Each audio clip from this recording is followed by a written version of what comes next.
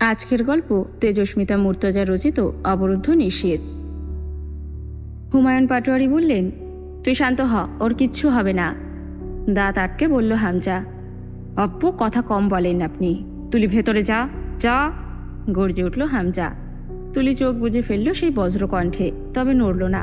তরুর গা কেঁপে উঠল অজান্তেই, হাতের লোম দাঁড়িয়ে গেছে, শিউরে উঠল শরীরটা। বাহিরের পরিস্থিতি সম্বন্ধে ধারণা আছে আপনার কোনো? ফোন লাগান কুত্তার বাচ্চারে, জলদি জলদি করেন। ফোন কই আপনার, ফোন কই? হুমায়ুন পাটোয়ারি দৌড়ে গিয়ে ফোন আনলেন। ফোন করলেন জয়কে। 2 বার কেটে 3বারের বার রিসিভ করে। হামজা ফোন কানে ধরতে ধরতেই মারি পিটল, বন্ধির বাচ্চা, কই মরতে গেছিস? আজ আমার সামনে আসলে তোর রুহনা বের করে নেই আমি। হরামির বাচ্চা, শালা শুয়োর, কতবার নিষেধ করে গেছি আমি তোরে? 5 মিনিটের মধ্যে বাড়ি না আসলে খুন হয়ে যাবি আমার হাতে। জীবিত পুঁতে রাখবো একদম। কথা কানেও যায় না, মাথায়ও ঢোকে না। সেই মুহূর্তে ভেতরে ঢুকলো জয়। তার কানে ফোন ধরা তখনও। হামজা ফোন নামিয়ে রেখে এগিয়ে গেল জয়ের দিকে। জয় এক লাফে সোফা টপকে ওপাশে গিয়ে দাঁড়ালো। ভাই থামেন বাল, আমি কিন্তু ছোট বাচ্চা না। কাজ ছিল, বের হয়েছিলাম। সবার সামনে মারলে বেইজ্জত হইব আমার। হামজা তীরে ধরতে গেলে জয় ছিটকে দাঁড়ালো। আমার কি ভুদাই মনে হয় ওরা আসবে, আমার ক্ষতি করে চলে যাবে, আর আমি পেছন মারা খেয়ে চ্যাগায় পড়ে থাকবো এখানে? হামজা নিয়ন্ত্রণ করতে গিয়েও পারল না, বিশ্রী ভাষায় বকল, আর একটা কেস যদি ভরে দেয় তোর পিছন দিয়ে, তারপর? এমনিতে কি চারিদিকে প্যারার অভাব? কিসের সম্মেলন ডেকে এসেছিস কালকে? আর মাত্র 15 দিনও নেই নির্বাচনের। এই সময় তোকে টলারেট করব, নাকি যা যা ঝামেলা বেঁধে আছে চারিদিকে আরও ঝেপে ঝেপে আসছে সেগুলোকে ট্যাকেল দেব? তোর ঝন্টু আব্বা তোর নামে কত রকমের কেস ফাইল করবে, তোরে ফাঁসি দড়িতে না ওড়নায় ঝুলাবে, আমার নির্বাচন চাঙ্গে না মাচায় তুলবে সেই পরিকল্পনা আসছে। ভার্সিটিতে তোর বিপক্ষে আন্দোলন চলছে, নির্বাচনের দিন এগিয়ে আসছে। টুয়োরের বাচ্চা, এবার ভালো হ। চাপ নিতে নিতে আমার ধৈর্য টান লাগলে সবগুলারে একসাথে কুচি কুচি করে কেটে পেট্রোল ঢেলে পুড়াই দেব। এক রকমের কর্ম করে রাখো, তা সামাল দেওয়ার জন্য আমি একা? হুট করে হামজা রুখে গেল জয়ের দিকে। গায়ে হাত লাগার আগেই মাঝখানে তুলি এসে দাঁড়ালো। থাম, রাগ উঠলে পাগল হয়ে যাস? মানুষের চামড়া আছে তোর মাঝে, এই জন্যই তো ভাবি তোকে ঘেন্না করে। হামজা চোখ বুঝল। তুলি সরে যা সামনে থেকে, তোর গায়ে হাত দিতে চাইছি না আমি। বেশিক্ষণ মান রাখতে পারবো না, তুই মেয়ে মানুষ। ভুলে যা, পারলে ভুলে গিয়ে মার আমায়। ওর শরীর ভালো, তুই ওকে মারতে যাচ্ছিস, তার আগে নিজের দিকে দেখ। সব ভুল ওই করে, তোর কোনো ভুল নেই। তুই তোর চাচা শ্বশুরকে নির্বাচন থেকে বাদ করেছিস কেন? এখন ওরা খেপে গেলে সামাল দেওয়ায় কষ্ট হচ্ছে, তার ভাগ জয় কেন নেবে? তুই ক্ষমতার লোভে বহু আগে জানোয়ার হয়ে গিয়েছিস, জয়কেও বানিয়েছিস শোধ। এবারের কোনো পুরুষ বা মেয়ে লোক ভালো, কেউ কাউকে কাদা ছোড়ার নেই। হামজা সরে এলো। জয় সোফা টপকে হামজার সামনে এসে দাঁড়ায়। ভাই। হামজা কাঁধের দুপাশে নিজের 2 হাত জড়িয়ে পিছিয়ে নিয়ে গিয়ে সোফায় বসিয়ে দিল হামজাকে। এরকম নির্লজ্জের সামনে চেয়েও হামজা কোনো রকম প্রতিক্রিয়া দেখাতে পারে না আর। মুখ কঠিন করে ভারী শ্বাস ফেলতে লাগলো। জয় পা ফাঁক করে বসলো সোফাতে পাশেই। ঠান্ডা হও তুমি, সব ঠিক আছে, যা হয় দেখা যাবে। কিছু না হতে হতেই আশঙ্কা করে যদি অশান্তি করো, তাহলে না হওয়া অবধি যে শান্তটুকু পাওয়ার কথা ছিল সেটা থেকেও তো বঞ্চিত হচ্ছি আমরা। হামজা দাঁত খিঁচল। ফাক ইউর প্লেজেন্ট্রি। জয় হামজার কোলে মাথা রেখে শুয়ে বলল, ফাক ইউর ট্রু ব্রো। হামজা মাথা এলিয়ে বসলো। তুই কি করেছিস আরমিনের সাথে? খবরদার ভাই, একদম এসব মেঘঘটিত বিষয় আমায় জড়াবে না। আমি ভার্জিন ছেলে, ভালো ছেলে।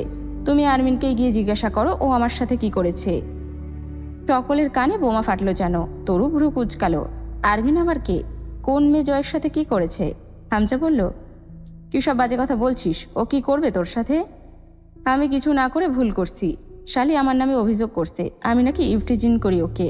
কসম, এখন অবধি ছুঁয়ে পর্যন্ত দেখিনি। মুখটাই দেখেছি ভুলে ভালে একবার। পাগল ছাগল চেংড়ি, ইভটিজিংও বোঝে না। চাঁদনির সাথে দেখা করতে গিয়ে সেদিন ওদের পায়নি অন্তু। ঘর বাড়ি আছে, মানুষ নেই, আজব ব্যাপার। আখির লাশ মাটি হয়েছে 2 সপ্তাহ হয়নি। হতে পারে হামজারা উচ্ছেদ করে দিয়েছে ওদের। আশেপাশের বাড়িতে খোঁজ করতে যেতেও সংকোচ। পাশেই হামজার ক্লাব, পুরো এলাকা পোস্টারময়, গাড়িতে গাড়িতে মাইকিং চলছিল। বিশ্রী অবস্থা। শহরের ভেতরে ঢুকে ভীষণ অস্বস্তি হলো অন্তুর। আব্বু ছাড়া একা চলার অভ্যেস নেই তার। 4 মাস আগে 2টো ছাত্র পড়াতো, নিজের ব্যস্ততায় এবং আমজাদ সাহেবের নিষেধে বাদ দিয়েছিল। একজনের কাছে 2 মাসের বেতন পাওনা ছিল, তা কোনোদিনও চাইতে যায়নি অন্তু। সেদিন ফেরার পথে তাদের বাড়ি পড়েছিল। মহিলা দেখতে পেয়ে খুব খাতির করে ভেতরে বসিয়ে নাস্তা করিয়ে সেই টাকা জোর করে হাতে ধরিয়ে দিলেন। অন্তুর ফুরফুরে লাগছে মনটা। পুরুষেরা ভাবে তারাই বোধহয় শুধু বেকারত্বে পিষে মরে, শখ আহ্লাদ পূরণের ব্যর্থতায়। তারা বুঝবে না, মেয়েরাও স্বপ্ন দেখে নিজের যোগ্যতার জোরে হালাল উপার্জনের টাকায় দুটো মানুষের হাতে কিছু তুলে দিয়ে তাদের কপট রাগের শিকার হতে। এখন অন্তু পুরো টাকাটা দিয়ে একটা দামি রোলেক্স ব্র্যান্ডের ঘড়ি কিনে নিয়ে যাবে আব্বুর জন্য। আব্বু হাসবেন না, একটুও না, বরং গম্ভীর হয়ে বলবেন, বেশি বড় হয়ে গিয়েছিস? এসব আনতে কে বলেছে? তোর এটা নেই সেটা নেই, এটা দিয়ে কি নেওয়া যেত না? যা নিয়ে যা তোর ঘড়ি, লাগবে না আমার, আমি ঘড়ি পরি না এখন আর। অন্তু চুপচাপ রেখে চলে আসবে। তৎক্ষণাৎ ঘড়িটা হাতে তুলে নেবেন আমজাদ সাহেব, উল্টে পাল্টে দেখবেন, অল্প বিস্তর হাসবেন, সেই হাসিও যেন গম্ভীর দেখাবে। এরপর হাতে পরবেন ঘড়িটা, আবার খুলে রেখে দেবেন পুরনো আলমারির ডান পাশের ড্রয়ারে। ঘড়ি কেনার শেষে ফেরার গাড়ি থামালো অন্তু। চালক বলল, হাফা ওঠেন, তাড়াতাড়ি ওঠেন, ট্রাফিক শালারা বেশিক্ষণ দাঁড়াইতে দেয় না এইখানে। গাড়ির ভেতরে ঠেসে ঠুসে বসার মতো জায়গা রয়েছে, সব যাত্রী পুরুষ। অন্তু বলল, পরের গাড়িতে চলে যাব, যান আপনি। আরে আপা, সমস্যা কি? সবার ঘরেই মা বোন আছে, এরা কেউ আপনার ভাই, কেউ বাপের মতো, বসেন তাড়াতাড়ি, চইলা যাই। অন্তু হাসল, জি একদম সঠিক কথা বলেছেন। বেগানা বলে শুধু একটা শব্দ রয়েছে, এর কোনো যুক্তি নেই। হুদাই এই শব্দটার উৎপত্তি, কারণ যেহেতু বাড়িতে মা বোন সবার রয়েছে, সুতরাং বাইরের সবারই মা বোন। এতে সন্দেহের অবকাশ নেই, পৃথিবীতে সবাই সবার মা বোন। তো ভাই, আপনি আপনার কোন মা বোনকে বিয়ে করেছেন? জায়েজ হয়েছে তো বিয়ে? ফাজলামি করার জায়গা পান না? নাটক! এইসব ঘুমটার তলে যে খ্যামটা চলে তা লোক জানে না। রাস্তাঘাটে বের হন কেন তাইলে? এত যখন দেমাগ, তখন উড়োজাহাজে চড়ে পথে ঘাটে চললেই পারেন। অন্তু মাথা নাড়ালো, আপনার পরামর্শ আমি মনে রাখবো ভাই। এরপর যতদিন উড়োজাহাজ কিনতে অথবা যার তার পাশে গা লাগিয়ে চট করে বসে যেতে না শিখি, ততদিন আর বের হব না। লোকটা কিছু বলতে উদ্যত হতেই অন্তুর কণ্ঠস্বরের শীতলতা পাল্টে কঠিন দৃঢ় হয়ে উঠল, যান, দাঁড়িয়ে থাকবেন না আর। লোকটা আবার কিছু বলতে নিতেই অন্তুর কথার বিচ্ছুরণ তীব্রতর হলো, আমি আপনাকে নিমন্ত্রণ পত্র পাঠিয়ে আসিনি আমার কথাগুলো শোনার জন্য। আপনি এসে দাঁড়িয়েছেন, কথা তুলেছেন, যান যান। নাকের পাটা শিউরে উঠল অন্তুর, চোখ তির্যক হলো। গাড়িওয়ালা চলে গেল, অন্তুকে বাজে ভাষায় গালি দিতে দিতে। অন্তুর কানে এলো, গায়ে লাগলো না। সে এদিক ওদিক তাকালো, দৃষ্টি থামলো। অন্তিক রাস্তা পার হচ্ছে, সাথে একটা কালো কুচকুচে লোক, ভয়ঙ্কর চেহারা সুরত, গলায় কমপক্ষে 20-25 রকমের চেইন, হাতে বালা, ঘাড়ে ট্যাটু। অন্তিকের মুখ চোখ শুকনো। যে ছেলে কোনোদিন আম্মা অল্প ধমকে কথা বললে 7 দিন হোটেলে খেত, তাকে লোকটা শাসিয়ে কথা বলছে বোধহয়। অন্তিক বাধ্যগতের মতো মাথা নাড়ছে, খুশি করার চেষ্টা করছে লোকটাকে। অন্তু ভ্রু কুচকে তাকিয়ে রইল। অন্তিক আর অন্তিক নেই, জীর্ণ শীর্ণ এক ভিখারি দেহে পরিণত হয়েছে। চোখের নিচটা কালো, মুখে মলিনতা। সেদিনের ঝামেলা মিটিয়েছে হামজা, জয়কে আর ভার্সিটি মুখও হতে দেয়নি।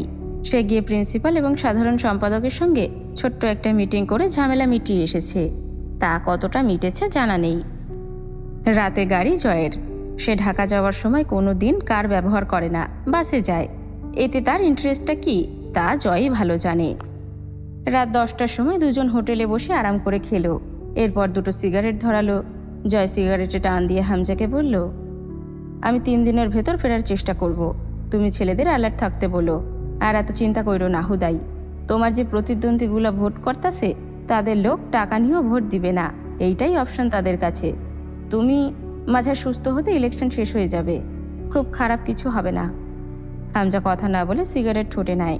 বের হবার সময় জয় একটা পরনে হাফ স্লিভস টি শার্ট পরেছে, জ্যাকেট অথবা গরম কাপড় কিছুই নেই। ওভাবেই দৌড়ে ছাদে গেল। কবুতরের ঘরে পানি দেওয়া দরকার। সে চলে গেলে তরু কতটুকু যত্ন করবে এদের তা বলা যায় না। ফোনের ফ্ল্যাশ জ্বালিয়ে ভালোভাবে দেখলো কবুতরগুলিকে। একা একাই 2-4টে কথা বলল কবুতরদের সাথে।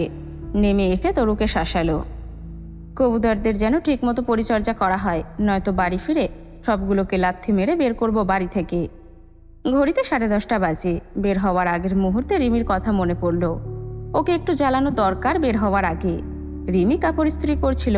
জয় লম্বা করে একটা সালাম দিল, যেন কত দূর থেকে মেহমান এসেছে। রিমি তাকালো, কথা বলল না। রেগে আছেন কার ওপর? আমার ওপরে? রেগে থাকবো কেন? মহিলা মানুষের রেগে থাকার জন্য বিশেষ কারণ দরকার হয় না। রিমি ঠেস দিয়ে বলল, হ্যাঁ, আপনি যখন বলছেন তখন তাই। আফটার অল মেয়ে লোকের ব্যাপারে খুব জানাশোনা আছে আপনার। গায়ে মাখলো না জয় কথাটা, প্যাঁচ প্যাঁচে হাসি হাসলো। আছে বলেই তো বলছি, সে যাক গিয়ে, পরীক্ষা দিতে যাচ্ছি। আপনার আল্লাহর নামে একটু দোয়া কলম পড়ে ফুটো দিয়ে দেন। আমার তো মাটা নাই, দোয়া টোয়া চাইব কার কাছে?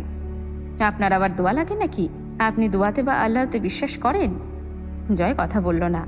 রিমি বলল, মা নেই, মামি তো আছে, তার কাছে দোয়া চান গিয়ে। জয় বসলো বিছানার ওপর। ভাবি, ভাই এমনিতেই খুব টেনশনে আছে, বোঝেন তো, কত দিকের চাপ, ইলেকশনের ঝামেলা তো বোঝার কথা আপনার। তার উপর চারিদিক বহুত ফ্যাসাদ লেগে আছে। এই সময় ভাইয়ের দরকার আপনাকে, অথচ সপ্তাহ চলে গেল আপনি কথা বলেন না। কোনো কিছুতেই আপনার উপস্থিতি দেখা যাচ্ছে না। ভাইয়ের মুখের দিকে তাকালেই বোঝা যায় তার উপর দিয়ে কি চলে যাচ্ছে। এখন খুব করে তার আপনাকে দরকার। আপনি তার বউ, তার পেরেশানি দূর করতে আপনার বিকল্প নেই। রাগ করে থাকবেন না এখন আর, আমিও থাকবো না কয়েকদিন ভাইয়ের পাশে। আপনিও মুখ ফিরিয়ে থাকলে। এবার গলার নরম স্বর পরিবর্তিত হয়ে জয়ের নিজস্বতা এলো। সমস্যা বা ঝামেলা যদি আমায় নিয়ে হয়, আমি তো আর ক্ষমা টমা চাইবো না জানেনি, অথবা আফসোসও করব না। আপনি কিসের আশায় রেগে থাকবেন তাহলে? অন্তত যতদিন বেঁচে আছি এভাবেই চলবে হয়তো। তাই বলে তো আর চিরদিন রেগে থাকতে পারবেন না। তো কয়দিন আগে আর পিছ, কেননা এখনই ঠিক হয়ে যান। আমি জিনিসটাই এমন ভাবি, যেখানেই আমার অবস্থান তার আশেপাশে কিছু না কিছু ক্ষয় হয়ই। এটা আমার নিজস্বতা বলা চলে, মেনে নিন। আসি, ভালো থাকবেন। অকপটে নিজের অশিষ্টতা স্বীকার করে বের হয়ে গেল জয়। হামজা বাইরে গাড়ি নিয়ে দাঁড়িয়ে আছে। সোফার হাতলে ঝোলানো শাল চাদরটা ওড়নার মতো গলায় পেঁচিয়ে নিল। বাস স্ট্যান্ডে গিয়ে দুটো টিকিট কাটলো হামজা। পুরো দুটো সিট জুড়ে একা লাগে জয়ের। পাশে চায়ের দোকানে বসে দুজন দুকাপ চা খেলো। এক প্যাকেট সিগারেট কিনলো জয়। ঘাড়ে গামছার মতো ইয়ারফোন ঝুলছে। বাসে ওঠার আগে হামজা জয়কে অন্ধকারের দিকে নিয়ে গেল। এদিক ওদিক তাকাতে তাকাতে জয়ের হাতে চাদরের আড়ালে তার সেমি অটোমেটিক পিস্তলটা তুলে দিল। জয় বিরক্ত হলো। এই শালার কি দরকার? ও আমার হাতে থাকলে একটা পাপ কাজ হয়ে যাবে। তার চেয়েও বড় কথা, আমি বিপদ ক্ষেত্র থেকে দূরে যাচ্ছি, তুমি থাকবে এখানে, মালটা তোমার দরকার হবে। হামজা গম্ভীর স্বরে বলল, চুপচাপ এটা প্যান্টের বেল্টে গুজে ফেল। আমার বাপ হওয়ার চেষ্টা করবি না। আর এটা তোকে পাপ করার জন্য নয়, বরং সেলফ ডিফেন্সের জন্য দিচ্ছি। এই বাসেও তোর সাথে মৃত্যুদূত যেতে পারে। বাসে ঘুমিয়ে পড়িস না যেন। ইয়ারফোনের সাউন্ড হাই রাখবি। পরীক্ষা শেষ করে 1 ঘন্টাও ওখানে দেরি করবি না। সোজা দিনাজপুরের বাস ধরবি। কথা শেষ করে একটা ছোট্ট প্যাকেট ছুরি এগিয়ে দিল হামজা। এটা পকেটে রাখ, ভালোভাবে পরীক্ষা দিস। এসব কোনো চিন্তা মাথায় রাখার প্রয়োজন নেই। পরীক্ষা খারাপ হলে আমার কাছে জায়গা হবে না তোর। সুতরাং সম্পূর্ণ মনোযোগ যেন শুধু পরীক্ষায় থাকে। বাসের জানালা খোলা রাখবি না। আর টি শার্টই বা পরেছিস কেন? ওটা সহ প্যান্টটাও খুলে ফেল, খুব গরম পড়ছে তো। পৌষ মাস বলে কথা, চারিদিকে খুব গরম। জয় হেসে ফেলল নির্লজ্জের মতো। জ্যাকেট আনিনি সাথে, আমার শীত লাগে না, জানোই তো। কবিরকে বলে দিয়েছি, ও সব সময় সাথে থাকবে তোমার। মা আমাকে রাত বিরেতে বের হতে দিও না। হামজা নিজের জ্যাকেটটা খুলে ফেলল। জয় নিষেধ করার সাহস পেল না। এই পাবলিক প্লেসে হামজা ঠাস করে একটা চড় মারলে মান ইজ্জত থাকবে না। জ্যাকেটটা কনুতে বাঁধিয়ে পিস্তলটা প্যান্টে গুজে চাদর জড়িয়ে নিল গায়ে। বাসে উঠতে গিয়ে আবার দৌড়ে ফিরে এলো। লাইটার বা দিসলাই কিছুই নাই আমার সাথে, লাইটারটা দাও। হামজা লাইটার বের করলে তা হাতে না নিয়ে আলতো করে একবার বুকে বুক মেশালো জয়। পরে লাইটার নিয়ে দৌড়ে গিয়ে সবে চলতে শুরু করা বাসে লুটল লাফিয়ে। পরদিন অন্তুর ইন্ডাক্টরি এনথ্রোপোলজি পরীক্ষা। অন্তুর মনে হয় নৃবিজ্ঞান হলো সবচেয়ে বাজে সাবজেক্ট সমাজবিজ্ঞান বিভাগের। বাকিগুলো ভালো না, তবে এটা অসহ্যকর। অনেকক্ষণ যাবৎ আম্মু ডাকছে খাওয়ার জন্য। অন্তু ঠিক মতো জবাবও দিতে পারেনি। দরজার বাইরে থেকে অনুমতি চাইলেন আমজাদ সাহেব। আসবো? অন্তু বিরক্ত হলো। আব্বু, এই স্বভাবটা যাবে না তোমার। আমার ঘরে ঢুকতে কিসের অনুমতি? আমজাদ সাহেব বরাবরের মতো জবাব না দিয়ে ভেতরে এসে দাঁড়ালেন। চল, আমি খেতে বসবো। আচ্ছা, তুমি খেয়ে নাও, আমি সময় পেলে খেয়ে বের হব। আমি খেতে বসবো। আব্বু, পরে খাচ্ছি আমি, ক্ষুধাই লাগেনি, মানে রুচিই পাচ্ছি না। ধমকে উঠলেন আমজাদ সাহেব। কিন্তু আমি এক্ষুনি খেতে বসবো। অন্তু হার মানল। তাকিয়ে থাকলো আব্বুর দিকে। ঘিয়ে রঙা শাল জড়ানো লম্বাটে চেহারা, চাপদাড়িতে মেহেদি। আমজাদ সাহেব জিজ্ঞাসা করলেন, তাকিয়ে আছিস কেন? একটু বসো তো আব্বু। ছিটিয়ে থাকা বই খাতা সরিয়ে দিল অন্তু। আমজাদ সাহেব বসলেন, জিজ্ঞেস করলেন, এভাবে চেয়ে আছিস কেন? কি হয়েছে? প্রস্তুতি ভালো তো? অন্তুর খাতাটা এগিয়ে নিলেন, তাতে চোখ বুলিয়ে বললেন, লেখার লাইন এখনো ঠিকমতো সোজা হয়নি। অন্তু হাসল, আমি সোজা হয়েছি? আমি বেত হাতে করা বাদ দিয়েছি যে। অন্তু হেসে ফেলল, বেত হাতে করলে? ইস, খামোখা ভয় পেতাম। তখন যদি বুঝতাম তুমি শুধু ভয় দেখাতে ব্যাট দেখাচ্ছ, এত ডিসিপ্লিনড ভালো মেয়ে হতাম না আমি, প্রমিস। হেসে ফেললেন আমজাদ সাহেব, এখন বেত হাতে তুললে ঠিকই মারবো। চল, তোর আম্মা বসে আছে, দেরি হলে একটা ছোটোখাটো ঘূর্ণিঝড় বয়ে যাবে। একটা প্রশ্ন করব? না, আগে খেতে চল। ধান্দাবাজি আমার সাথে না। না খেয়ে পরীক্ষা দিতে যায় কেউ? অন্তু চেয়ে রইল কিছুক্ষণ আব্বুর দিকে, চোখ দুটো সজলয় উঠল, অল্প পানি ছলছল করে উঠল। হুমায়ুন আহমেদ বলেছে, হিমুরা পকেটে টাকা নিয়ে ঘোরে না। অন্তু সেটাকে নিজের মতো করে বলল, অন্তুরা কান্না করে না। আজও একবার নিজেকে কথাটা বলে গলাটা কড়া করার চেষ্টা করল। আব্বু, সবার আব্বু তোমার মতো হয় না, তাই না? হাসলেন আমজাদ সাহেব, আমি কেমন রে অন্তু? অন্তু বুঝি বলতে পারে মুখে এ কথা? তার কান্না পাচ্ছে, কিন্তু অন্তুরা কাঁদে না। সে কান্না গিলে বলল, মোটামুটি ভালো না। ফের হাসলেন আমজাদ সাহেব, আমি জীবনে বিশেষ কিছুই দেইনি তোকে, শুধু নিজের কর্তব্য পালন করার চেষ্টা করেছি। শেষ অবধি সেটাও সুষ্ঠুভাবে পারিনি। সেসব ধরে রাখিস না, আমার তো মা নেই, তোর মাঝে মা মা বলে ডাকি। এই সুযোগটা কেনার সামর্থ্য আমার নেই, তুই বিনামূল্যেই দিয়ে রেখেছিস। তার বদলে কি দিতে পেরেছি তোকে? অন্তু সহ্য করতে পারল না, বুকের ভার বাদ মানবে না বেশিক্ষণ। চোখ বুঝে অনুরোধ করার মতো করে বলে উঠল, চুপ করো, চুপ করো আব্বু, চুপ করো। নিজেকে সামলালো। আব্বুর দিকে তাকিয়ে অন্তিকের কথা মনে পড়ে মুখ মলিন হতে গিয়েও হলো না। যারা কম হাসে তাদের হঠাৎ হাসি মিলিয়ে দেওয়ার সাহস অন্তুর নেই, বিশেষ করে আব্বুর। হুট করে আব্বুর উরুতে মাথা রেখে শুয়ে পড়ল। এভাবে ছোটবেলায় সে আব্বুর উরুতে মাথা রেখে পড়া শিখত আব্বুর কাছে। ওভাবেই ঘুমিয়ে গেলে আমজাদ সাহেব আবারও ডেকে তুলতেন জোর করে খাওয়ার জন্য। নিষ্ঠুর লাগতো তখন আব্বুকে। কাঁচা ঘুম ভাঙিয়ে ভাত খাইয়ে দেওয়া, সকালে টেনে তুলে স্কুলে নিয়ে যাওয়া। অন্তু রাস্তাটা কোনোদিন আব্বুর হাত জড়িয়ে ধরে পার হয়নি। একটা আঙ্গুলের মাথা ধরত, পুরো হাত ধরলে সে আব্বুর উপর পুরোপুরি নির্ভরশীল হয়ে পড়বে, নিজের ওপর আত্মবিশ্বাস হারিয়ে ফেলবে। অথচ আব্বুর হাতের আঙ্গুল ধরা ছাড়া পার হতে জানে না সে। আমজাদ সাহেব অন্তুর উস্কো খুস্কো চুলে আলতো করে হাত রেখে বললেন, চল খেয়ে নি, তোর মা আজ বাড়ি ছাড়া করবে আমাদের। হঠাৎই নিজের জীবনে আব্বু সত্তাটার সমস্তটুকু উপস্থিতি যেন বুকের ভেতর এক থলে তরল আবেগ জমা হয়েছে। ভার অনুভূত হচ্ছে বুকের ওপর সেই তরল। চোখ ফিরিয়ে নিল, বই খাতা গোছাতে গোছাতে আনমনে নিজের স্বভাব সুলভ দৃঢ় গলায় বলল, আব্বু শোনো, তুমি আবার কোনোদিন আমায় রেখে চলে যেও না, বুঝলে? আমি কিন্তু রাস্তাটা পার হতে শিখিনি এখনো।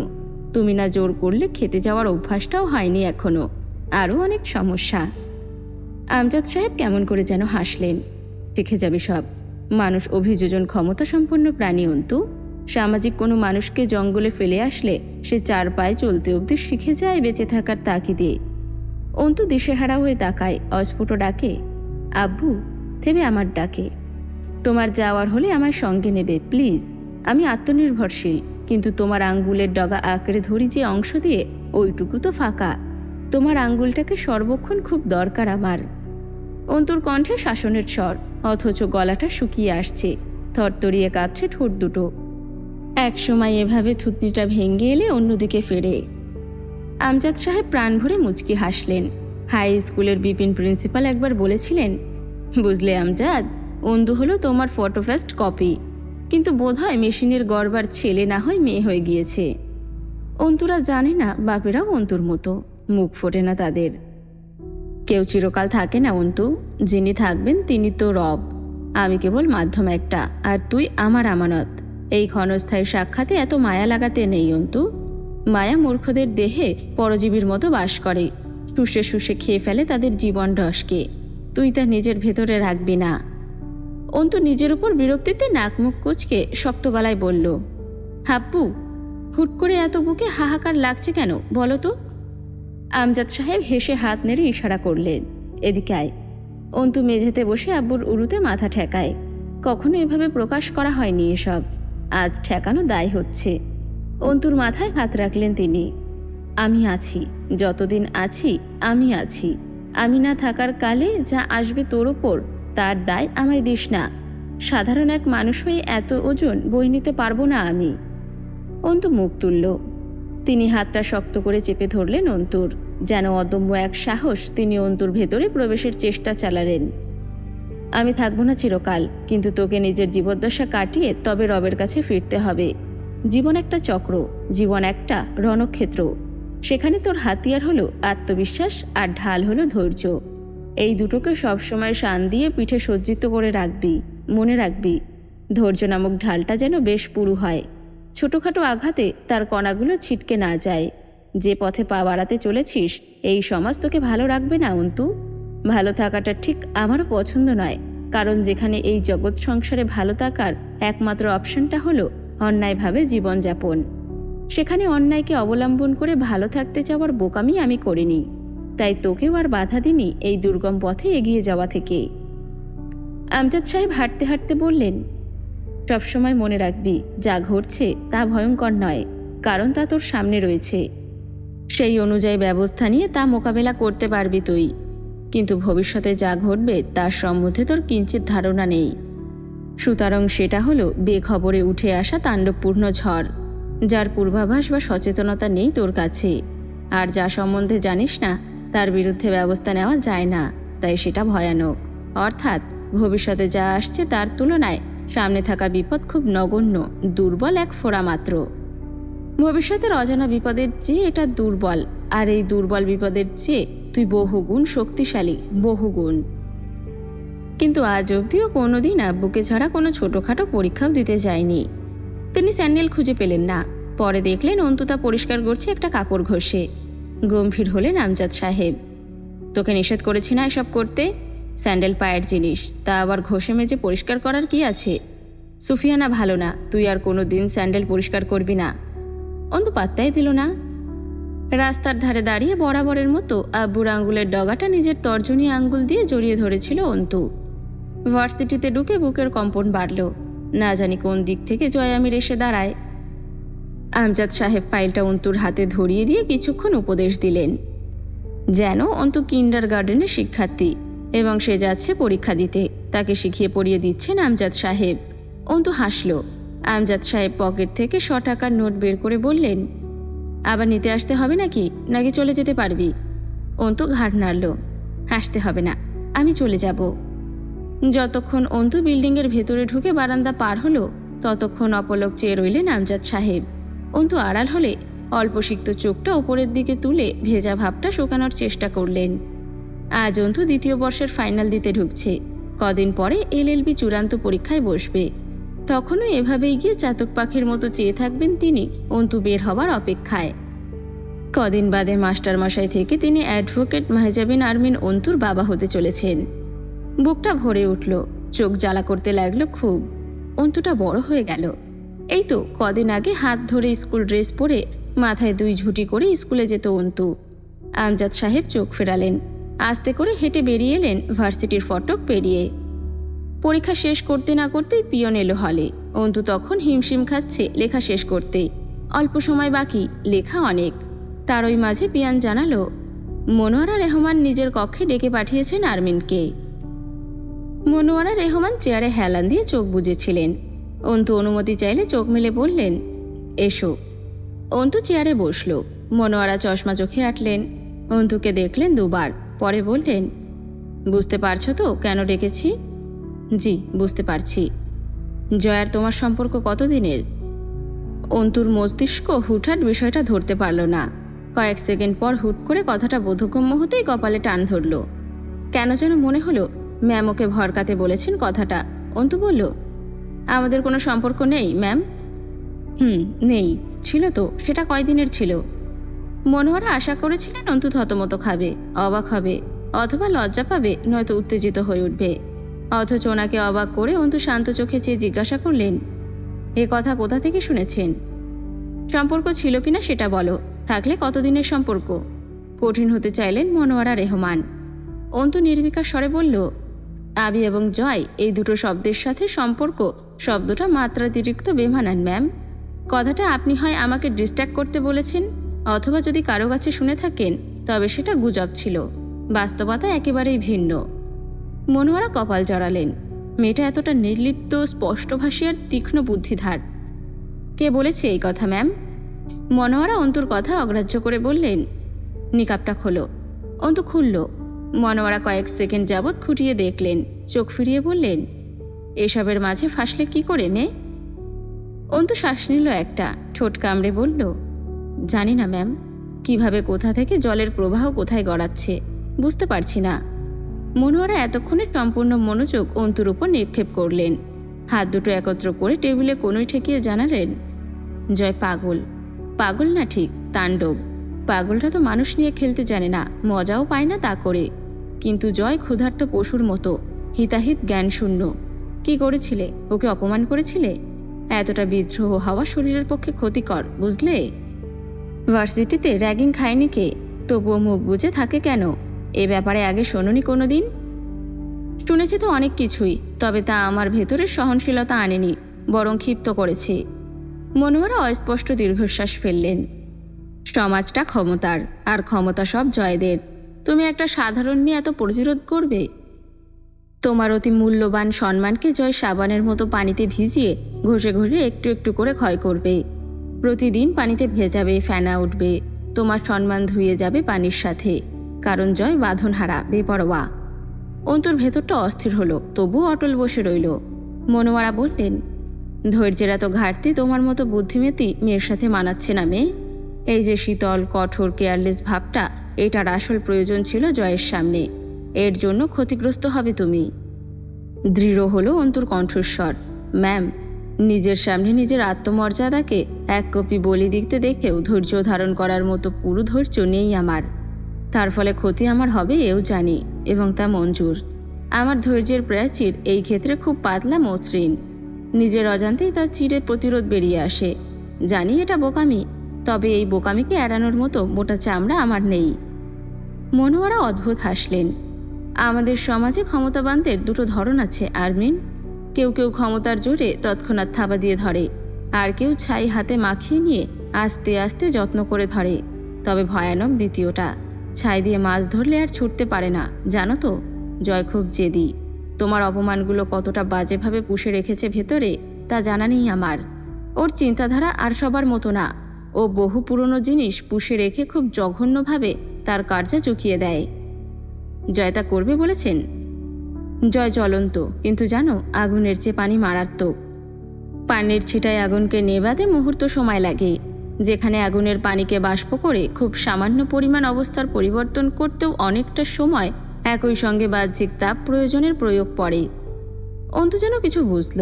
ম্যাম বুঝি পানির হদিশ দিলেন, যার থেকে অন্তু অতি সাবধানতা দরকার।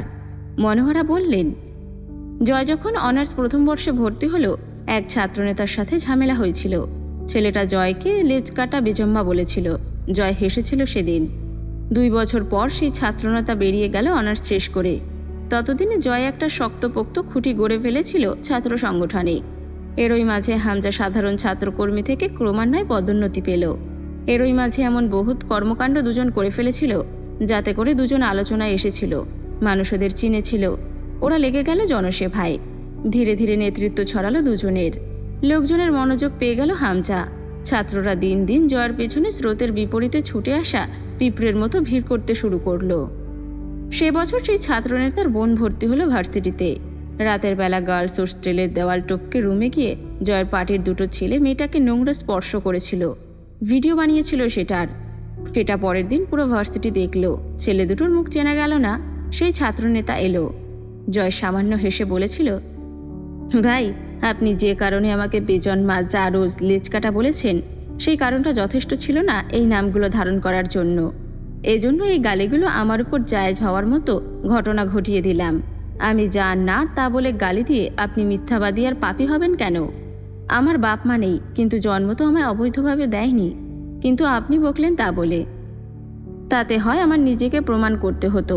যে আমি অবৈধ না, অথবা অবৈধদের মতো কাজ করে প্রমাণ করতে হতো যে আপনি ঠিকই বলেছেন।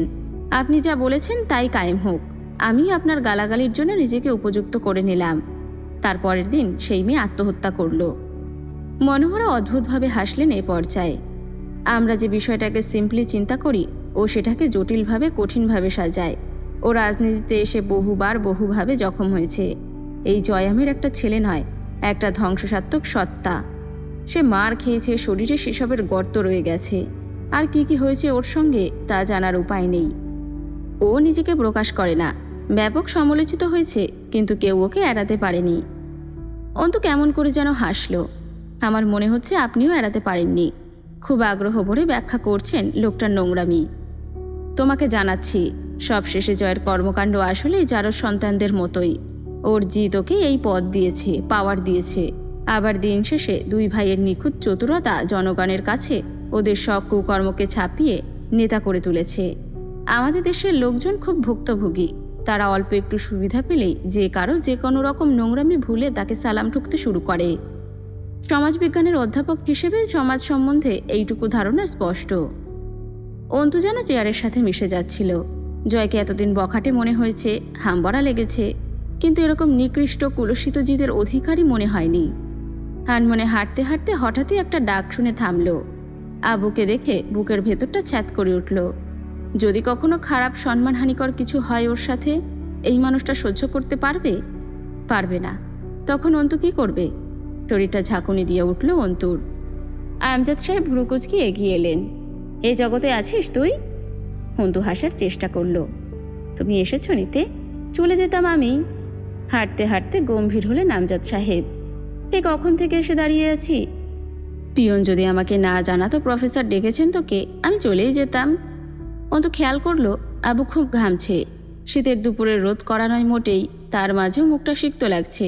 অন্তু বলল, আবু সোয়েটারটা খোলো। কেন? দরকার নেই। খুলতে বললাম খোলো। আমি দাঁড়াই, খোলো ওটা তুমি।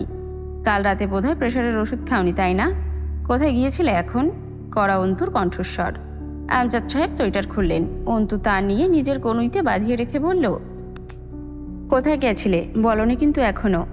আস্তে করে বললেন আমজাদ সাহেব। মুস্তাকিনের সাথে দেখা করে এলাম। তুমি তোমার পেরেশানি থেকে আমায় দূরে রাখতে যে কি প্রমাণ করতে চাও? যে আমি তোমার বাড়ির কদিনের অতিথি? তোমার দুঃখ কষ্টের কথা জানানো উচিত নয় আমায়? কোনো মতে উপরে উপরে হাসি মুখে ফর্মালিটি দেখিয়ে বিদায় দিলে মিটে যাবে এমন কিছু? পাগলি খেপে গেছে। আমজাদ সাহেব হাসলেন। রিকশায় উঠে অন্তু আর কথা বলছিল না। অথচ যতক্ষণ ওনার সাথে অন্তু বাহিরে থাকে 2 বছরের শিশু হয়ে যায়। এটা কি আব্বু, ওটা কি, ওখানে কি হয়েছে, এটা কেন হয়েছে, দেখো কি হচ্ছে, এই সেই সব প্রশ্নের ভিড়ে টিকে থাকা মুশকিল হয় আমজাদ সাহেবের। রিকশার হুড তুলে দিলেন। রোদ মুখে লাগছিল। আনবলেই বললেন, পেরেশানি ছাড়া জীবন চলার উপায় নেই, এ তো লেগেই আছে। সেই সব যদি পিড়ি পেতে তোর কাছে বলতে বসি, তারপর নিজের ঝামেলায় তোকেও জড়িয়ে ফেলি, বাপ হিসেবে যে ছোট লোকিটা প্রকাশ পাবে আমার মধ্যে, তার দায় তুই নিবি? এসব কথা তোর কানে কেন দিব আমি? এমনি তো সারাদিন নিজের চেয়ে বেশি সংসারের চিন্তায় লেগে আছিস। বলেছি তোর কাজ শুধু লেখাপড়া করা। সংসারের চিন্তা করার ইচ্ছে থাকলে পরের বাড়ি পাঠিয়ে দেই। সংসারের টানাপোড়েন ঘাড়ে তুলে দেওয়ার হলে বাড়িতে রাখবো কেন তোকে? গম্ভীর স্বরে বলা কথাগুলোকে উপেক্ষা করে বলল অন্তু। তুমি তো আমার লেকচার থামাও আব্বু। এটা তোমার ক্লাসরুম, অথবা আমি তোমার ছাত্রী নই। বলবে না বলবে না, আমিও জানার জন্য মরে যাচ্ছি না। কথা শেষ করে দুজন দুজনের দিকে শক্ত চোখে তাকালো একবার।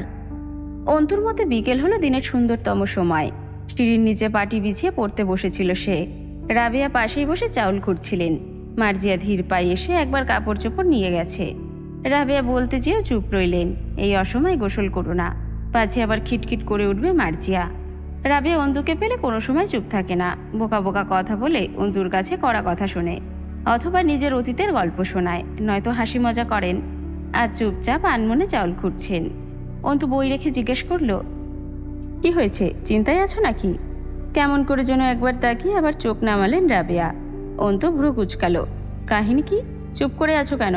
কি হয়েছে আম্মা? রাবেয়া নিচু স্বরে বললেন, ওই হারামি কাল রাতে বাড়ি আসেনি।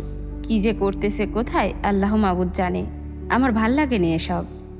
বাড়ি আসেনি রাতে? আব্বু জানে? চুপ কর, আস্তে কথা কইতে পারিস না, মেয়ে মানুষ। এদিক ওদিক তাকালেন রাবেয়া আতঙ্কিত চোখে। না, পারি না। কোনো পাপ তো করিনি যে লুকিয়ে বিড়বিড় করতে হবে। গত রাতে বাড়ি আসেনি, আবার রাত আসতে যাচ্ছে। তুমি বা আব্বু আমায় জানানোর প্রয়োজন মনে করনি? মার্জিয়া ঘরে ঢুকে দম আটকে এলো অন্তুর। দরজা জানলা কিছুই খোলেনি। শরীর ভালো যাচ্ছে না মার্জিয়ার। মার্জিয়া খুব সুফি মেয়ে। ঘর বাড়ি সবসময় ঝকঝক করে তার বদৌলতে। আজ পুরো ঘর একটা পরিত্যক্ত গুদামের চেয়ে কম লাগছে না। বাথরুম থেকে আওয়াজ পেল মার্জিয়ার। দৌড়ে গেল। বেসিনের ওপর ঝুঁকে হরহর করে বমি করছে মার্জিয়া। অন্তু দ্রুত বাহু চেপে ধরল মার্জিয়ার। কোনো মতো ধরে এনে বিছানায় শোয়ালো ওকে অন্তু। পাশে বসে বালিশ ঠিক করে দিয়ে লাইট জ্বালালো ঘরের। চারিদিকে বন জঙ্গলের মতো হয়ে আছে। অন্তু মাসেও একবার এ ঘরে ঢোকে না। চারিদিকের হাল দেখে অবাকই হলো। মার্জিয়ার কপালে হাত চেপে বলল, কি হয়েছে আপনার? এত শরীর খারাপ, কিছু বলেননি তো? নিজেকে কি ভাবেন আপনি? আর আমাদেরই বা কি ভাবেন? আমরা কি আপনাকে খেয়ে ফেলার রোদ পেতে আছি এমন মনে হয়? আপনার সাথে শত্রুতা করে 2-4 পয়সা পেলে তাও না হয় ভেবে দেখতাম আপনার সাথে শত্রুতা বজায় রাখার। মার্জিয়া চুপচাপ চেয়ে রইল। মার্জিয়ার কাছে এমন নমনীয়তা আশা করা যায় না। আস্তে আস্তে তার চোখ ভিজে গলা ভেঙে এলো। ও গতকাল সকালে বাড়ি থেকে বের হয়েছে। এখন পর্যন্ত কোনো ফোন নেই, খবর নেই, ফোনটাও বন্ধ। বন্ধুর চোয়াল শক্ত হলো। তা কাকে বলছেন? চেনেন আমাকে? আমার বাপ মা, আমি এই বাড়িতেই থাকি পাশের ঘরে। তা আপনি জানেন? এসব পার্সোনাল কথা আমাদের অচেনাদের কাছে বলবেন না ভাবি। ক্ষতি করে বসলে তো আর উঠে আসবে না। গোপন কথা গোপন রাখুন। ভারী পা ফেলে অন্তু বেরিয়ে এলো ঘর থেকে। বোরকা পরে বেরিয়ে যাওয়ার সময় রাবেয়া হাই হাই করে উঠলেন। এই কোথায় যাচ্ছিস তুই অন্তু? এই! অন্তু সোজা হেঁটে দরজার কাছে গিয়ে বলল, ডাকাতি করতে সঙ্গে যাবে? সাহস নেই অত তোমার, আমি বরং যাই। রাবেয়া দীর্ঘশ্বাস ফেললেন। অন্তুটা ভীষণ গম্ভীর, রাগও মেজাজ ভীষণ তীক্ষ্ণ। তিনি ভেবেছিলেন অন্তিকা আজকের মধ্যে ফিরে আসবে। জানানোর দরকার নেই কাউকে। অন্তুকে বললে তা তৎক্ষণাৎ আমজাদ সাহেবের কানে যাবে। একটা তামাশা হবে। খানিক বাদেই অন্তু কঠিন মুখ নিয়ে একইভাবে ফিরে এলো। রাবেয়ার কোনো কথার জবাব দিল না। সোজা মার্জিয়ার রুমে গেল। পেছন পেছন দৌড়ে এলেন রাবেয়া। অন্তু মার্জিয়ার হাতে প্রেগনেন্সি কিট ধরিয়ে দিয়ে বাথরুম অবধি এগিয়ে দিয়ে বলল, যান, টেস্ট করে আসুন। মুখের দিকে চেয়ে থেকে সময় নষ্ট করবেন না, দ্রুত যান। রাবেয়া অবাক হলেন। অন্তু প্রেগনেন্সি কিট কিনতে গিয়েছিল? বললেন, আমি তো কিছুই বুঝিনি। মার্জিয়া? তা শিওর হলে তো আর পরীক্ষা করার মতো উদ্ভট শখ জাগতো না আমার আম্মু। রাবেয়া চুপ রইলেন। একটু পর আবার নিজেই বিড়বিড় করলেন, আন্তিক কোনোদিনও রাত বেরাতে বাইরে কাটায় না অন্তু। আমার ভাল লাগছে না। কই গেছে? সন্ধ্যা লাগতে যাচ্ছে, এখনো আসলো না। অন্তু একবার তাকালো তার সরলা মায়ের মুখপানে। তাকে ভীষণ ভয় পান রাবেয়া। অন্তু চোখে আশ্বস্ত করল, কিছু হয়নি, শান্ত হও। সন্ধ্যার পর আরো 2বার বমি করেছিল মার্জিয়া। অন্তু সোফার ওপর ছিটিয়ে থাকা কাপড়গুলো ভাঁজ করে ঘরটা ঝাড়ু দিয়েছে। আন্তিক খুব খিটখিটে মানুষ। বিছানার বসার সময় চাদরে হাত বুলিয়ে বসার অভ্যেস আছে। কিটে প্রেগন্যান্সি পজিটিভ এসেছে। তারপর বেশ কিছুক্ষণ নিঃশব্দে কেঁদেছে মার্জিয়া। রাবেয়া প্লেটে করে ভাত আনলেন। মার্জিয়া খেতে অস্বীকার করল। রুচি নেই তার। অন্তু জিজ্ঞেস করেছিল, নিজে টের পাননি শরীরের এই অবনতি দেখেও? মার্জিয়া সেসব এড়িয়ে কাতর স্বরে বলল, তোমার ভাই আসছে না কেন অন্তু? আমার ভালো লাগছে না এমনিতেই শরীরটা, তার উপর এই টেনশন। অন্তু মার্জিয়ার কাতর মুখ থেকে নজর ফেরায়, গম্ভীর স্বরে বলে, টেনশন করবেন না। আব্বু মসজিদ থেকে আসলে বলছি কিছু একটা করা যাবে। আপনি চুপচাপ শুয়ে থাকুন, পারলে কিছু খেয়ে নিন। এই সময় নিজের সাথে সাথে আর একটা প্রাণের যত্নে থাকতে হবে আপনাকে। রাবেয়া খুব জোর করে কয়েক লোকমা খাবার তুলে দিতে পারলেন মার্জিয়ার গালে। কেঁদে কেঁদে মুখ চোখ বসিয়ে ফেলেছে। দিন শেষে মেয়েটা অন্তিককে ভীষণ ভালোবাসে, এ চিরন্তন সত্য। অন্তু বাইরে চলে এলো। তার মাথায় বহু নেতিবাচক ভাবনা আসছিল। সেদিন একটা গুন্ডা ধরনের নোংরা লোকের সাথে কোথাও যাচ্ছিল অন্তিক। অন্তুর মাথা ভার হয়ে এলো। কি অধঃপতন অন্তিকের! আমজাদ সাহেবকে তার ছেলের ব্যাপারে এমন কথা কিভাবে বলা যায়? দিন দিন পারিবারিক পরিস্থিতি এতটা সংকটাপন্ন হয়ে উঠেছে কেন? আমজাদ সাহেব জমায়েত শেষ করে ফিরলেন। 2বার আব্বু বলে ডেকেও কিছু বলতে পারছিল না অন্তু।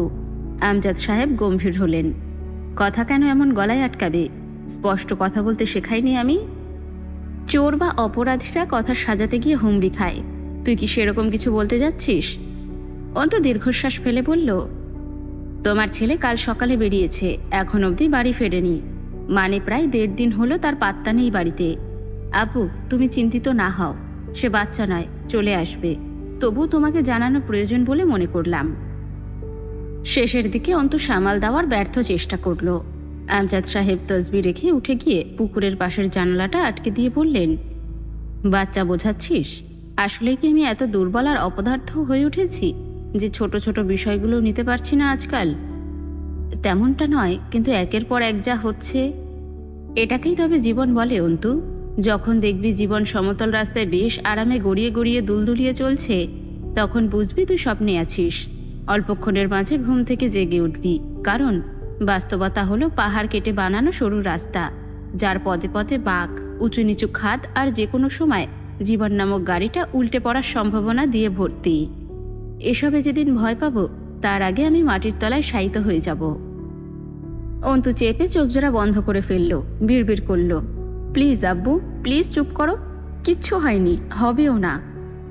আমজাদ সাহেব বের হবার মুহূর্তে অন্তু কোত্থেকে দৌড়ে এসে হাত চেপে ধরল হুড়মুড়িয়ে। আমজাদ সাহেব গোমরা মুখে বললেন, পাগলামি না করে ঘরে গিয়ে পড়তে বস। সেদিন পরীক্ষা দিয়ে এসে 2 দিন বেশ ফাঁকিবাজি করেছিস। আমি এক্ষুনি ফিরে আসব। আমিও কি এখনই ফিরে আসব? একটু ঘুরে আসি চলো, ধমক দিলেন আমজাদ সাহেব। বড় হোসনি, আর কবে বড় হবি? আমি কি শখে যাচ্ছি যে পিছু নিতে হবে? আব্বু, তুমিই বলতে, সন্তান বাপ মায়ের কাছে কোনো কালে বড় হয় না। সে আমি যত বড়ই হই, আমার বয়স যতটুকু বাড়ছে তোমারও বাড়ছে, সুতরাং তোমার তুলনায় আমি যা তাই রয়ে গিয়েছি। কিন্তু ঠিক বলছি না? অন্তু চাইল রসিকতার মাধ্যমে আব্বুর টেনশন কম করতে। আমজাদ সাহেব হার মানলেন, মৃদু ধমক দিয়ে বললেন, চাদর নিয়ে আয় যা, ঠান্ডা লাগে না গায়ে। অন্তিকের দোকান বন্ধ পাওয়া গেল। পাশের দোকানদার জানালো, কাল থেকে দোকানই খোলেনি। এরপর বেশ কিছুক্ষণ নীরব হয়ে দাঁড়িয়েছিল দুজন রাস্তার পাশে। অন্তু ঠিক বুঝতে পারছিল না আব্বুর অভিব্যক্তি। গম্ভীর মানুষদের এই এক সমস্যা, তাদের উত্তেজনা বা শান্ত ভাব সবই একরকম, চুপচাপ। সে বুঝতে পারছিল না কি করে পরিস্থিতি সামলে নেওয়া যায়। অন্তিক গতকাল বাড়ি থেকে দোকানের উদ্দেশ্যে বেরিয়ে দোকানেই আসেনি, তাহলে কোথায় গিয়েছে? এখন কোথায় খুঁজবে ওকে? কোথায় যেতে পারে? অবচেতন মস্তিষ্ক থেকেই নেতিবাচক ভাবনা উঁকি মারছে। অন্তু ধমকে তাদের ভেতরে পাঠালো। আমজাদ সাহেব আচমকা শক্ত করে চেপে ধরলেন অন্তুর বাম হাতখানা। অন্তুর মনে হলো সে এবার এই গোটা মহাবিশ্বের ব্রহ্মাণ্ড জয় করে ফেলতে পারবে নিমেষেই। তাতে তার গায়ে একটু আঁচড় লাগার সম্ভাবনা নেই আর। চোখ বুঝে দুটো শ্বাস ফেলে বলল, আব্বু, তোমার ছেলের 2 কলেজ লাইফের বন্ধুকে চিনি আমি, তুমিও তো চেনো। আব্বুর হাত ধরে রাস্তা পার হলো অন্তু। চাদরের এক প্রান্ত কাঁধ থেকে পড়ে গিয়েছে। আমজাদ সাহেব অন্তুর হাত ছাড়লেন না, বরং বাম হাত দ্বারা চাদর কাঁধে তুলে দিয়ে একটা ধমক দিলেন, সর্দি লাগলে 1 পয়সার ওষুধ কিনে দেব না, মনে রাখিস। ভালোভাবে চাদর জড়িয়ে নিয়ে গায়ে, ঠান্ডা কিন্তু কম নয় বাইরে। বন্ধুরাও এখন সংসারী হয়ে গিয়েছে। পুরনো শিক্ষককে দেখে ব্যস্ত হয়ে পড়ল। আমজাদ সাহেব সকলের অনুরোধ নকচ করে কেবল অন্তিকের খোঁজ করে বিদায় হলেন। সম্ভাব্য সকল জায়গায় খোঁজ করেও বিশেষ ফয়দা হলো না। এখনো অন্তিকের নাম্বার দুটোই বন্ধ। দুজন রাস্তার পাশে উঁচু ফুটপাথের ধারে বসল। অন্তুর বুক কাঁপছে। চুপচুপ বসে থাকা আব্বুর মনে কি বয়ে যাচ্ছে তা আন্দাজ করতে চাইল। খুব করে মনে হলো, সে যদি ম্যাজিক জানতো, এখনই অন্তিককে এনে সামনে দাঁড় করাতো। এরপর এক লহমায় ভেঙে দিত বাপ ছেলের মাঝের কঠোর দেওয়ালখানা। বুকের ভার সহ্য হচ্ছিল না ওর, অসহায় লাগছিল খুব। সে কেন পারে না আব্বুর পেরেশানির সহজ সমাধান হতে? সমস্যাগুলো তার নাগালের মাঝের হয় না কেন? বেশ কিছুক্ষণ দুজন চুপচাপ পাশাপাশি বসে রইল। রাস্তার ওপাশে ফুটপাথে ভাপা পিঠা বিক্রি হচ্ছে। আমজাদ সাহেব জিজ্ঞাসা করলেন, পিঠা খাবি? অন্তু তাকালো আব্বুর দিকে, অল্প হাসলো। মানুষটা বরাবর নিজেকে পাথর প্রমাণ করতে চেষ্টা করে, যেন এই জগতের কোনো ব্যথা বা উদ্বেগ তাকে কাবু করতে পারে না। দিন শেষে পরিবারের কর্তব্য পালন করতে গিয়ে এত এত জটিলতা এবং দেনা পাওনা ঘাড়ে করে বসে আছে। তবুও যেন মনে হয় না তার কর্তব্য সে ঠিকঠাক পালন করছে। অন্তু মাথা নেড়ে বলল, আব্বু। আনমনে বললেন আমজাদ সাহেব। থানায় একটা ডিজি করলে হয় না? আমিও ভাবছি। থানায় একটা সাধারণ বিবরণে ডায়েরি করে দুজনে বেরিয়ে এসে থানার বাইরে দাঁড়ালো। আমজাদ সাহেব ফোন করলেন কাউকে। অন্তু ইশারায় জিজ্ঞাসা করলেন, মুস্তাকানকে জানিয়ে রাখি? অন্তু আর কিছু বলল না। তার মনে হলো খুব শীঘ্রই সবকিছু ঠিক হয়ে যাবে। চিন্তা করার কারণ নেই, সে শুধুই এত বেশি ভয় পাচ্ছে। টিকিট কাউন্টারে টুকটাক ভিড়। রাজধানী শহর বলে কথা। হাত ঘড়িতে সময় দেখল জয়, 11:53। সে ফ্ল্যাট থেকে বের হয়েছে 11:15টার দিকে। এরপর বিয়ার কিনতে গিয়ে দেরি হয়েছে। দৌড়ে বাসে উঠল। এত রাতেও সবগুলো সিট বুক। তার জন্য একটা সিট রয়েছে একটা মেয়ের পাশে। মেয়েটা জানালার ধারে বসে আছে। জয় গিয়ে দাঁড়িয়ে কাঁধ থেকে ব্যাগ খুলতেই মেয়েটা উঠে দাঁড়িয়ে খ্যাক খ্যাক করে উঠল। একদম এখানে বসবেন না, আমি আপনার পাশে বসে যেতে পারবো না। এখানে বসবেন না আপনি, আমি বসতে দেব না। বাস ছাড়বে এক্ষুনি। জয় রাগ সামলে বলল, আর কোনো সিট টিট ফাঁকা নেই, দুজনের বসার জন্য যথেষ্ট জায়গা আছে 2টা সিটে। আপনি বসেন, অসুবিধা হবে না। মেয়েটা কর্কশ সুরে জোরে করে চেঁচিয়ে উঠল, বললাম না আমি আপনার পাশে বসে যাব না, যেতে পারবো না কোনো ছেলে মানুষের পাশে বসে আমি, অন্তত রাতের জার্নি। চুপ কর শালি, চুপ। জয় চট করে নিয়ন্ত্রণ হারালো। গলার ভেতরে এক খাবলা টিস্যু গুজে দেব, আর এক ফোঁটা আওয়াজ গলা দিয়ে বের হলে চুপ থাক শালির মেয়ে। সকলে উঠে দাঁড়ালো। হেল্পার এগিয়ে এলো। জয় দাঁত খিচে বলল, ওই চেংড়ি নাম, তুই নাম, নেমে যা বাস থেকে। মেয়েটা কেঁপে উঠল। জয় আঙ্গুল নাচিয়ে ইশারা করলো, বের হ, সিট থেকে বের হ, বের হ, বের হ, নাম, যা, তোর সিটের মারি। তুই আমার পাশে তো দূর, তোরে আমি এই বাসেই যাইতে দেব না। মেয়েটা কিছু বলতে নিলে জয় ঠোঁটে আঙ্গুল চাপলো। চুপচাপ নেবে দাঁড়া, নয়তো একটা লাথি মেরে নামিয়ে দেব। পড়ে যাবি, মাজা টাজার নকশা পাল্টে যাবে। হেল্পার কিছু বলতে আসলে জয় থামালো। তুই চুপ থাক, ওইদিকে সরে দাঁড়া। ওকালতি করতে আসলে বাসটা পিছন দিয়ে ভরে দেবো একদম, টালা। মেয়েটার দিকে ফিরে বলল, টালি, ভদ্রতা মারাও, ভদ্রতা শেখাস আমারে? যে মাগে কোনো ছেলের পাশে বসে যেতে পারবে না, সে রাত 12টার সময় একা যাতায়াত করে? হ্যাঁ, পাগলে খাপায় আমারে? ভাতের বদলে কি খড় খাই? ভদ্রতাকে কোনো মতে সম্মান দিতে ইচ্ছে করলেও ভদ্র সাজা বিষয়টা হজম হয় না আমার। তোরে দেখতে লাগতেছে না তুই বিপদে পড়ছস কোনো? তার মানে পেচ্ছায় রাত দুপুরে একা সফর করবার পারো, আর ছেলে মানুষের পাশে বসতে পারো না? তোর মতো বলঢারে লারে কোন শালা? আমারে দেখা কি বালব্যাডা মনে হয় যে তোর পাশে বসলে সুরসুরি উঠে যাবে? সুচিলা নারী তুমি শালি আমার, নাটক। তোরে আমি সিনেমা দেখাই, দাঁড়া।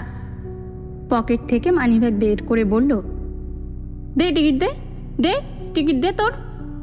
জয় টিকিটের দাম মেয়েটার হাতে শক্ত করে গুজে দিয়ে টিকিট কেড়ে নিয়ে সিটে ফিরে এসে বসল। হেল্পার তখনও দাঁড়িয়ে। জয় সিটে গায়ে এলিয়ে দিয়ে চোখ বুজে বসল। আপনার আবার কি সমস্যা? মাথা কাজ না করলে বাসের দরজার সাথে জোরে মাথা ঠোকা দেন, ক্লিয়ার হয়ে যাবে। 2টা সিটই এখন আমার, এবার গাড়ি ছাড়েন, এমনি পৌঁছতে সকাল হবে। হেল্পার ভয় বলতে পারল না, গাড়িতে অ্যালকোহল অ্যালাউ না। বাসের লাইট অফ হলে জয় শব্দ করে বিয়ারের ক্যান খুলে তাতে 2টো চুমুক দিয়ে গলা ছেড়ে গান ধরল। ফজরের আজানের সময় বাস দিনাজপুর প্রবেশ করল। অন্ধকার ভালো করে কাটেনি, তার ওপর ঘন কুয়াশার আচ্ছাদনে 1 হাত দূরের পরিবেশ স্পষ্ট দৃষ্টিগোচর হবার জো নেই। জয়ের শরীরে শীত নেই, কনকনে শীতেও দরকার পড়লে ডাবল ব্ল্যাঙ্কেট দিয়ে ফ্যান চালিয়ে ঘুমায়। ফ্যানের শব্দ কানে না এলে ঘুম ভালো হয় না। পুরো ক্যানে কোনো মতে নেশা হয়, এখনও বেশ খানিকটা তরল বাকি ক্যানে। মাথাটা ঝিমঝিম করছে। নেশা পুরো না হলে কঠিন হ্যাংওভার চড়ে, হাঁটতে গিয়েও পা টলছে। নিচের তলায় পুরোটা জুড়ে হামজার স্টিল ওয়ার্কশপ।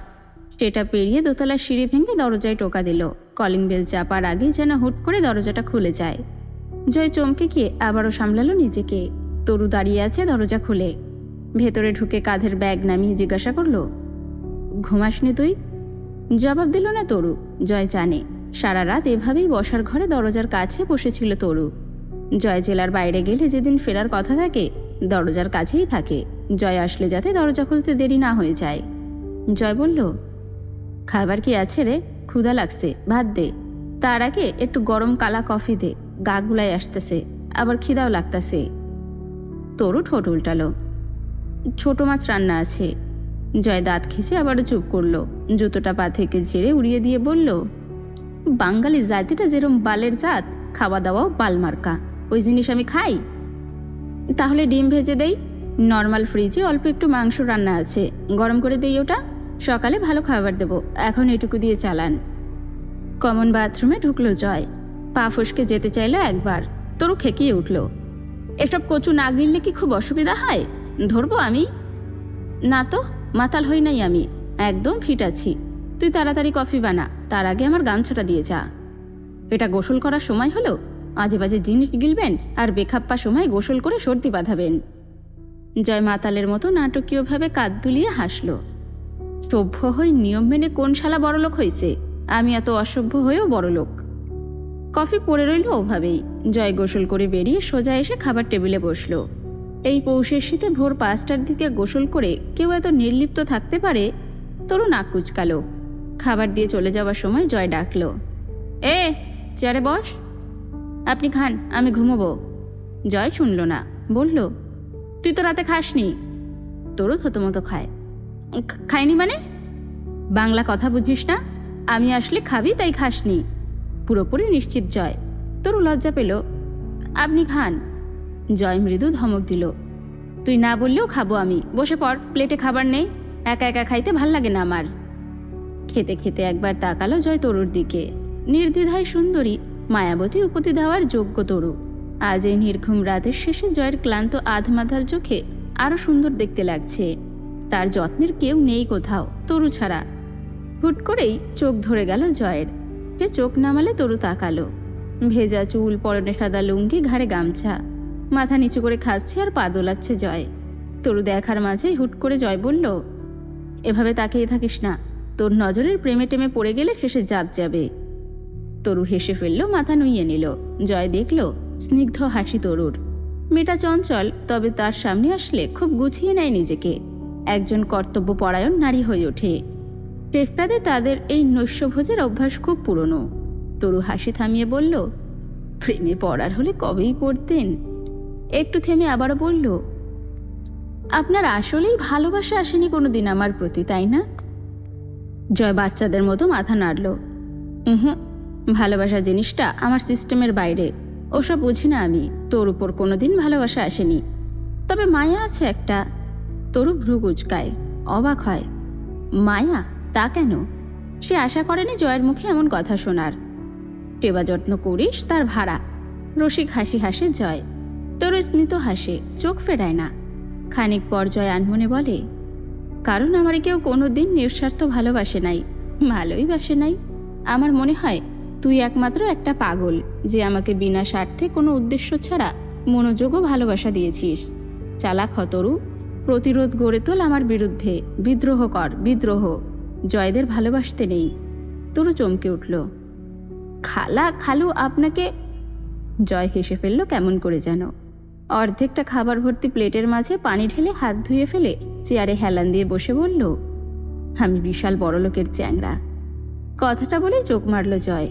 বাপের সমস্ত সম্পত্তির একমাত্র মালিক আমি। এমনিতেও আমি বেশি দিন দুনিয়ায় থাকবো না, তাতে আমার পর সবকিছু অটোমেটিক্যালি আমার পালনকারীদের হয়ে যাবে, যেটাতে তুই তাদের ভালোবাসা বলতে চাইছিস। সেই তথাকথিত যত্ন আমি রাস্তার কারো কাছেও পেতাম। আমার নামে আমার ধোকাবাজ বাপ মা মোটা টাকার গুদাম রেখে গেছে। তরু অবাক হয়ে বলল, কিন্তু হামজা ভাই? জয়ের হাসিটা এবার রহস্যজনক দেখতে লাগলো। ঘাড়ে হাতের তালু ঘষে বলল, ভালোবাসা আর প্রশ্রয়ের মাঝের পার্থক্য তুই বুঝিস না, তাই না? আমিও বুঝতাম না। মাঝখানে একটু থেমে দুবার মাথা ঝাঁকি দিল জোর করে। ঝিম করছে মাথাটা, সামলে বলল, ভালোবাসায় প্রশ্রয় কম থাকে, খুব কম। সেখানে কঠোর শাসন থাকে, আবার ক্ষেত্রবিশেষ প্রবল ছাড়। রাস্তার অপরিচিতকে ধরে তুই শাসন করতে যাবি না। যার ওপর টান লাগে, মায়ার টান, যেইটারে তোরা ভালোবাসা বলিস, তারে মানুষ শাসন করে। আমারে কেউ কোনোদিন শাসন করে নাই। তরু কেঁপে উঠল নিজের অজান্তেই। জয় কখনোই নিজেকে নিয়ে বলে না, কোনোভাবেই না। জয়ের উদ্ভট হাসির সাথে এমন সব কথাগুলো খুব বিচ্ছে। আমি যখন একের পর এক সিগারেট ফুঁকে যাই, হামজা ভাই কোনোদিন ধমক দিয়ে বলে নাই, সিগারেট ফেল আর ছুবি না।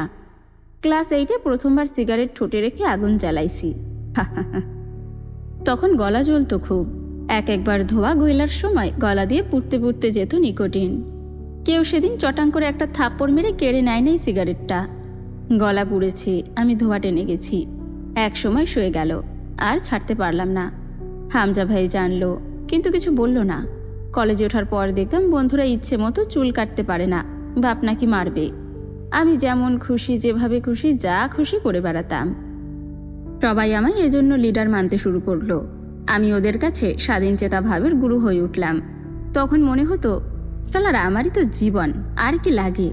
সবগুলা শালা দুর্ভাগা, কি জীবন ওদের, ইচ্ছে মতো কিছু করতে পারে না, বাপের গোলাম সবগুলো খবিস। টেবিলে ঝুঁকে পড়ে ঘাড় মোচড়ালো এদিক ওদিক, পরপর চোখের পাতা ঝাপটালো কয়েকবার, চোখ বুজে হাসলো আবারও। পরে বুঝলাম, ওদের মতো দুর্ভাগা আমি চাইলেও হতে পারবো না। ওরা দুর্ভাগা কারণ ওদের বাপ মা আছে। চুল কেটে বাড়ি গেলে বাপ মারে, মা গালি দেয়। সিগারেট টানলে বাপ জানলে খবর খারাপ হবে। আমার এসব হওয়ার চান্স নাই, কারণ আমার তো বাপ মা নাই। কে মারবে, গালি দেবে? আমাকে শাসন করার তো কেউ নাই। আমি সিকান্দার, আমি বাদশাহ। টেবিলের এক কোণে কফির মগ রাখা ছিল, কফি ঠান্ডা শরবত হয়ে গিয়েছে। তাতে চুমুক দিয়ে বলল, রাত করে বাড়ি ফিরলে হামজা ভাই জানলে 2-4টে গালি দেয় মুখে, কিন্তু তা ভয় পাওয়ার মতো না। মাল গিলে ঢুলতে ঢুলতে বাড়ি ঢুকলে মামি যত্ন করে ঘরে তুলে শুইয়ে দিয়ে যায়। আমার বন্ধুরা বলতো, রাত 11টার সময় বাড়ি ঢুকলে মা নাকি বাপের কানে অভিযোগ লাগায়, পরে বাপ পেদানি দেয় ইচ্ছে মতো। মা জাতের ওপর চরম রাগ হতো আমার মামি তো রাগ করে না। আমি শেষ রাতে বাড়ি ফিরলেও দিব্যি হাসি মুখে দরজা খুলে চুপি চুপি ঘরে তোলে আমায়। আমার মাও নাই, ভয়ও নাই। কেন এত সুখ পেয়েছি বলতো আমি? কারণ আমার অপরাধ আর বকাঠেবানা দেখে 2 গালে কষে 2টো থাপ্পড় মারার মতো বাপ নামক বিপদটা ছিল না আমার। চুল বড় করে কাটলে তা ছোট করে কেটে আসতে, ফের আবার সেলুনে পাঠানোর জন্য মা নামক ঘ্যানঘ্যানে রেডিও ছিল না আমার। দিন দিন পাওয়ার আর জিত সমান্তরাল হারে বাড়ছে খালি। দাঁত বের করে হাসলো জয়। মামার সাথে চাকরের মতো ব্যবহার করেও কোনোদিন একটা ধমক খায়নি। ডান কানে তর্জনী আঙ্গুল ঢুকিয়ে ঝাঁকালো। 2বার চোখ ঝাপটে মুচকে হাসলো আবার। প্রতি মাসে ব্যাংক থেকে আমি যে পরিমাণ টাকা উঠাই, তার 1 ভাগও লাগেনি আমার কোনোদিন এত আয়েশ করে চলার পরেও। বাকিটাই এই বাড়ি খেয়েছে। আমায় কোনোদিন শাসন করা হয় নাই, আমারে ভালোবাসা হয় নাই। একটু থেমে বলল, অর্থাৎ একজন মানুষের জন্য তার আশেপাশের মানুষের ভালোবাসার প্রকার ভিন্ন। হামজা ভাই আমার প্রশ্রয়দাতা, কিন্তু ওই যে আর 5 জনের মতো ধমক ধামক টাইপের ভালোবাসা পাই নাই আমি। তরুণ মনে হলো, জয়কে দেখে যতই মনে হোক সে মাতাল হয়নি, সে বেশ ভালো রকমের ভিন্টেজ কন্ডিশনে আছে। নয়তো তার উপর বোমা মেরেও একটা দুঃখের বা ব্যক্তিগত আলাপ বের করার উপায় নেই। সে বিড়বিড় করে বলল, সব বুঝেও কেন খারাপ হলেন আপনি? জয় উঠে দাঁড়ালো, পরে আবার চেয়ারে কনুই রেখে ঝুঁকে দাঁড়িয়ে বলল, খারাপ হয় না তরু, খারাপ জন্মায়। তরু প্রতিবাদ করল। উল্টো বললেন, খারাপ হয়ে কেউ জন্মায় না, পরে জীবনের ধারায় তারা খারাপ হয়। মাতালের মতো মাথা দুলালো জয়। আহা, ভুল বলেছি। তাইলে হবে হয়তো তাই, কিন্তু আমার খারাপ হবার পেছনে কোনো কারণ নাই। আমি খারাপ তাই আমি খারাপ, কারণ আমি খারাপ। মাথা ঝুঁকিয়ে খানিক চুপ থেকে আবার অন্য স্বরে বলল, যখন খারাপ হয়েছি তখন বুঝি নাই, আমার কেউ ভালো হতে বলে নাই, অথবা খারাপ হওয়া থেকে আটকায় নাই। তা বুঝলাম তো এই তো সেদিন। মানুষ 18 বয়সে ম্যাচিওর হয়, আমি 25-এর কোঠা পেরিয়েও ঠিক মতো কিছুই বুঝিনি। যা বুঝছি তা বোঝা ঠিক হয়নি। হুটহাট জিজ্ঞেস করলো তরু, আপনি বিয়ে করবেন না? জয় ভাবুক হওয়ার নাটক করলো। করলে তোরে করতাম, যত্ন তো কম করিস না আমার। কিন্তু বাইরের থালায় স্বাদ চেখে বেড়ানো পাবলিক আমি। শুধু শুধু কাউকে ঘরে তুলবো ঘর পাহারা দিতে? তাছাড়া ভালো না বেশে বিয়ে করা ঠিক না। আমি কারো প্রেমে পড়ি নাই কোনো দিন। তুই মায়াই বাঁধিস, কিন্তু আমি জানি ওইটারে ভালোবাসা বলে না। তোর যত্ন মনোযোগ আমার ওপর অপরিহার্য তরু, তুই ছাড়া দিন চলে না। কিন্তু কেন যে তোকেও ভালোবাসতে পারলাম না? ভালোবাসলে সত্যি বিয়ে করে বাড়ি নিয়ে যেতাম। শালা, আমার আর উন্নতি হবে না রে। তরুর চোখ দুটো সজল হয়ে উঠেছিল। ভাঙা কণ্ঠে ক্ষোভের সাথে বলল, মায়া লাগে কেন? দয়া হয় আমার উপর, তাই না? দয়া না, মায়া। মায়া কেন আছে? জয় এবার প্যাঁচ প্যাঁচে হাসল। আমিও অনাথ, তুইও বাপ মা থেকেও অনাথ, তোরে তোরে খালাতো ভাই। আকাশ পুরোপুরি আলোকিত প্রায়।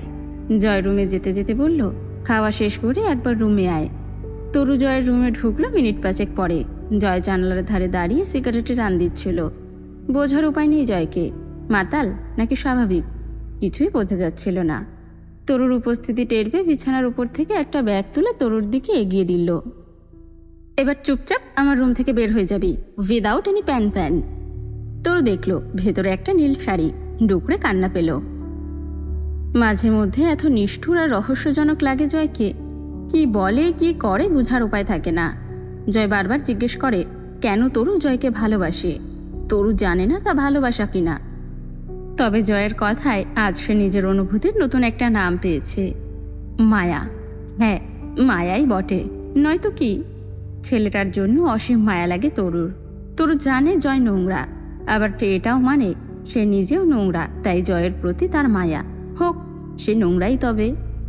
এখন যেমন মন চাইছে শক্ত ওই বুকে উত্থাল ঢেউয়ের মতো আছড়ে পড়তে, অথচ অনুমতি নেই প্রকৃতির, তাই নেই উদ্দীপনাবাহী সংবেদনশীল কাঠামোর। শুক্রবারের সকাল, রাতে জিডি করে আসা হয়েছে, কিন্তু কোনো খবর নেই।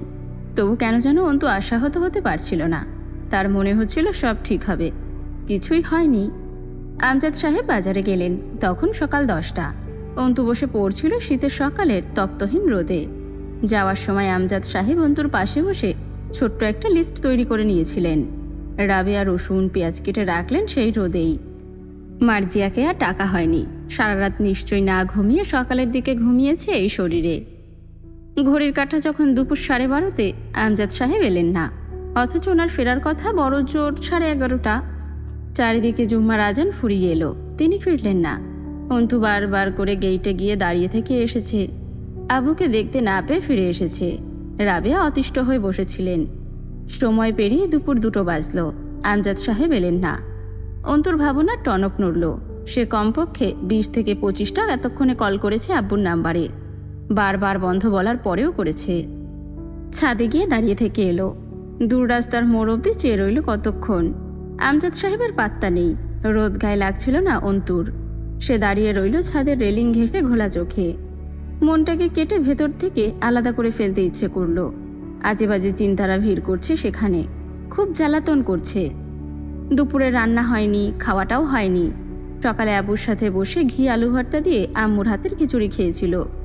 ছটফটানি বাড়ল যখন সন্ধ্যা হলো। সময়ের আবর্তনে রাত 10টার কাঁটা অতিক্রম করলো। আমজাদ সাহেব বাজার থেকে ফেরেননি তখনও। খুব লম্বা বাজার করছেন। অন্ধকার চারপাশ, পূর্ণ চাঁদ আকাশে। ছাদে দাঁড়িয়ে থেকে অন্তুর খুব হিংসে হলো ওই আলোকিত চাঁদকে। আব্বু বাড়ি ফিরল না এখনো, তার খোঁজ তো চাঁদ রাখেনি, বরঞ্চ জল জল করছে আকাশ পানে।